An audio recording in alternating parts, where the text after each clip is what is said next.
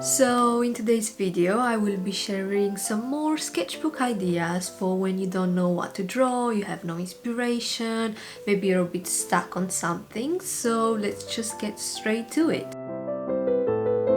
So my first suggestion would be to create some thematical Pinterest boards that have just a few pins, maybe 5 or 10, and they have a common theme.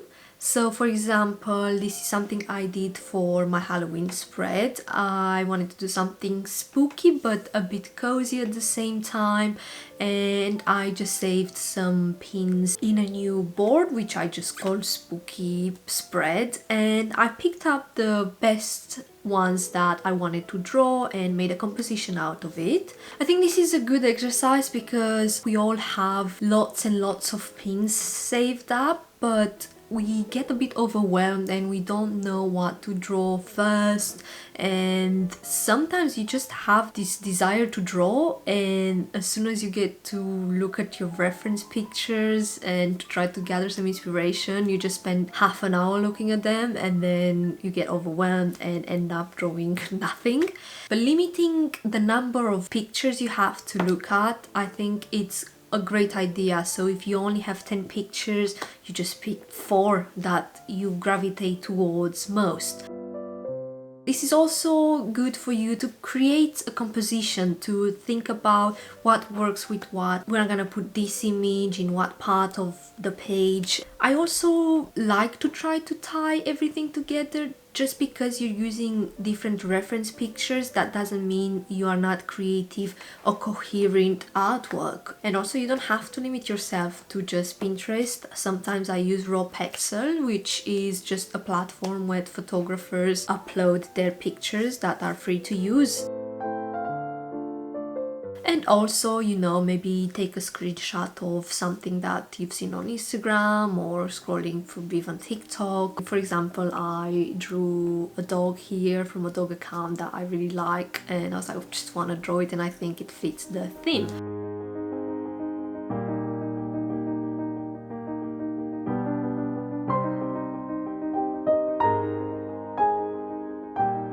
So my second idea would be looking at some prompt lists or just a list of words and tie maybe like an animal to it.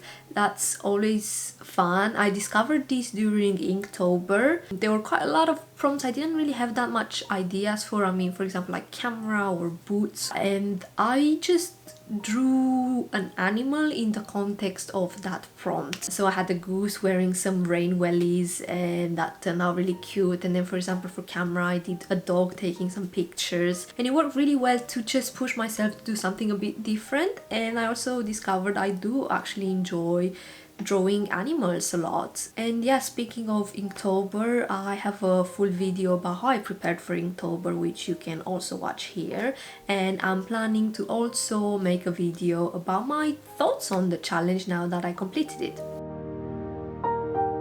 So my next tip to you would be draw your supplies. I think it's a great exercise because you're also drawing from life. You know, it can be like a bottle like this or some pens. For example, what sparked this idea for me, a few months ago I did a challenge where I drew art supplies with art supplies, if that makes sense, and it was actually really fun. I only used stationery items and I made a full coherent spread, and even though it wasn't a masterpiece, it was really fun for me to do this and at the same time to test these materials because some of them I haven't used in a while or I've never used before. Through this process, I also discovered I really enjoyed sketching and using fountain pens and more ink supplies, and this is when I started thinking, hold on a minute, I can definitely do Inktober this year.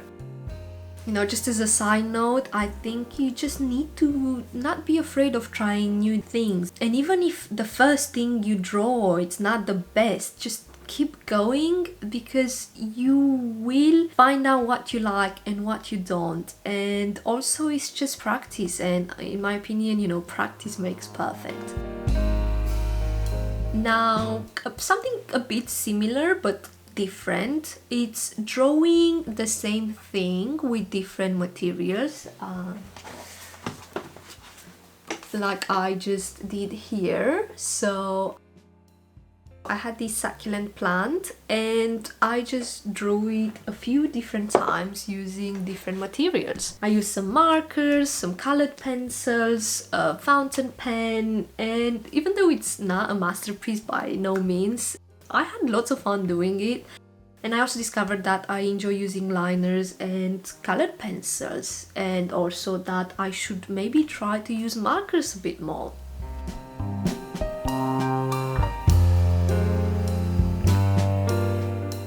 Now my next point is doing studies, and there's a few different ways you can do this. So first of all, I think sometimes when you are on Pinterest you see a drawing or a painting that you really like and you're wondering how did this person do it, how did they draw it, or you really like the brush strokes or the pencil marks. And I think a good idea is to replicate that drawing, make it into a study. You know, I mean, people have been doing master studies for such a long time, and there's nothing wrong to doing a study of the art of your favorite artist as long as you're not using it to gain any money from it. We as a society, we go way back of having apprentices when it comes to crafts and arts. So yeah, if you find a drawing you like on Pinterest, try to replicate it. Look exactly at the pencil marks, see what direction the shading is from,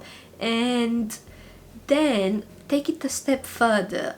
Look at some other reference pictures, this time look at some photographs. So in my example, I found this drawing done with ballpoint pen and I thought it looked really cool. So then I just did a study of that and then went and found some other portrait photographs and tried to replicate the same type of shading on these portraits. And it evolved anyway. I mean, it looks so much more different than what the original artist did, and it was great for me also because usually I kind of shade in a linear way, but here I was a bit more messy and I really enjoyed that. I think it gave a bit more character to the drawing, and you can take this a step even further, try to make a composition out of it. And here I was even thinking of how to tie the whole page together. I did a background, which I think is very important in your creative practice. Backgrounds are fun to experiment with and just try all different things.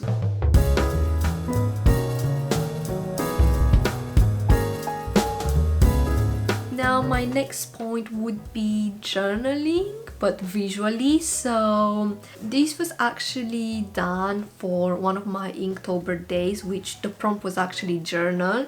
And I was in the living room, I really was trying to rack up my brain on what to do for this prompt, and I just started doodling and drawing stuff that was in my lounge. A chair, a plant, the dog's toy, and I was also watching the show Flight of the Conchords and I was writing down some silly lyrics from that, and then I also made a list of the things I did that day. There was no pressure, and I also now have a very vivid memory of that evening. I remember a lot of details from it.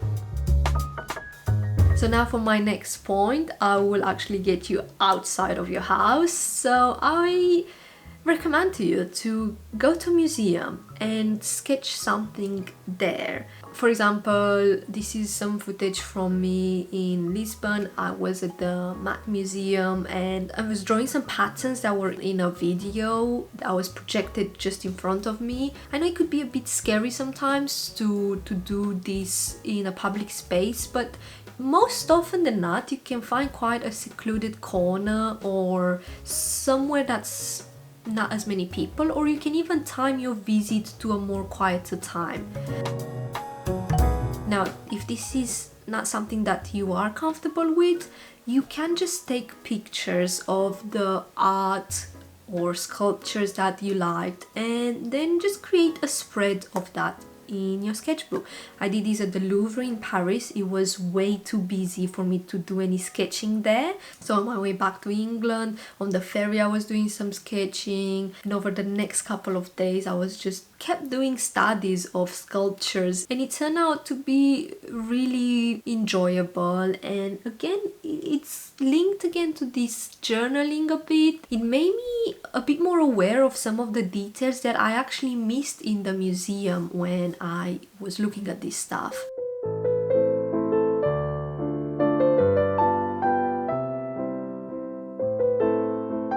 And one of my last small ideas would be get a friend or a family member and just put a timer for half an hour and both draw each other or just draw something and have a chat, maybe have a piece of cake and just have fun. So that's it for today's video. I hope you enjoyed it, and I hope you'll get some inspiration and some ideas for what to do in your sketchbook in your next session. I hope I will see you in my next video, and I really hope you enjoyed this one. Bye!